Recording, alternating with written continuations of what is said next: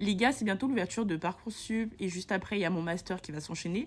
Je me suis dit que c'était l'occasion de vous présenter un peu les métiers où il n'y a jamais personne qui souhaite s'orienter et pourtant ça paye très bien. À savoir, ce sont des métiers qui payent très bien et parfois beaucoup mieux que les métiers dits prestigieux, voire glamour. Première catégorie du coup, les métiers pas glamour mais qui sont ultra rentables. Dedans, vous avez par exemple tous les métiers techniques et opérationnels. Que ce soit de la maintenance, exploitation, logistique, supply chain ou encore qualité, méthode ou planification, tous ces métiers-là ne sont pas Instagrammables, c'est vrai. Mais ce sont des postes indispensables et il y a peu de candidats, donc les salaires sont quand même très intéressants. Deuxième catégorie, vous avez les métiers en tension, c'est-à-dire les métiers où les entreprises galèrent à recruter. Par exemple, tout ce qui est data, IT, cybersécurité, c'est pas forcément très sexy, mais qu'est-ce qu'il y a de la thune là-bas? Vous y trouverez aussi tout ce qui est ERP, SAP, gestion de conformité, risque, etc. Il y a beaucoup moins de concurrence et du coup les salaires montent très très vite. Ensuite, vous avez les métiers support qu'on sous-estime beaucoup trop à mon goût. Vous savez, il y a beaucoup de jeunes qui visent tout ce qui est marketing, communication, RH, etc. Mais il n'y a pas beaucoup de gens qui vont en finance opérationnelle, contrôle de gestion, achat, business operation, customer success B2B, alors que ce sont des postes qui sont souvent très stratégiques et surtout proches de la direction et avec une évolution salariale qui est quand même beaucoup plus rapide. Il faut aussi penser aux métiers où tu peux évoluer très très vite. C'est-à-dire qu'il faut vraiment avoir en tête que le premier salaire ne fait pas tout.